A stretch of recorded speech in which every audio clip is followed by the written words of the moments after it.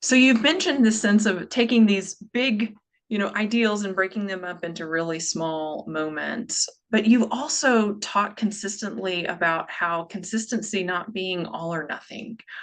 Hmm. Could you explain that and what that really looks for someone who is particularly stuck or drained or unmotivated?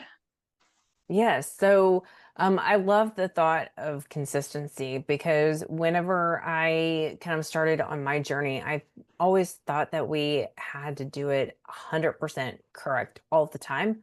Otherwise, we fall off track, right? And then it's hard to get started again. And really, honestly, I have flipped that switch, and that really become comes from the diet industry, right? They have us brainwashed, so to speak, on we have to do it perfectly in order to see results. Mm. But in honesty, the idea or concept of consistency doesn't have to mean perfection. It's about actually adjusting as you kind of go along to see what works for you. So, like, what is that minimum um, that you need to keep moving forward, and are you progressing versus taking steps back?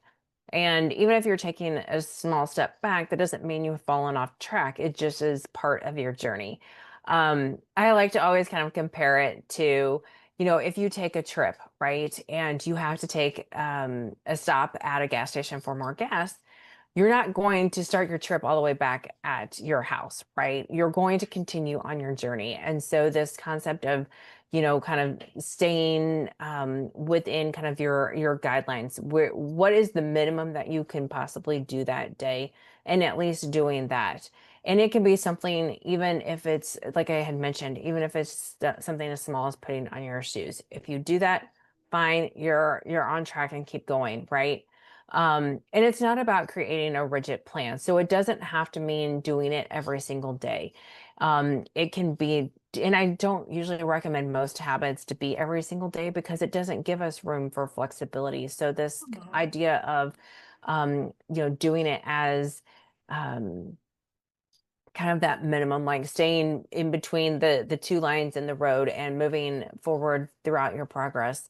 But it's really doesn't have to be 100%, because if you try to do something 100%, well, the likelihood is that you're not going to always be able to do it 100%, right? We're going to have hard days. Everybody does.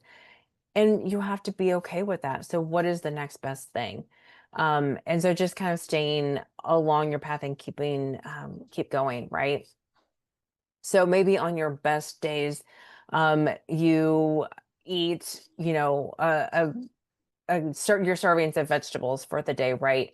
And on your hardest days, maybe it just simply is grabbing a piece of fruit, and being okay with that, right? And it's okay. Being okay with the fact that it doesn't have to be 100% perfect. Because consistency is really about showing up imperfectly, actually, Hmm. and not falling off track. And I do have an additional training on this.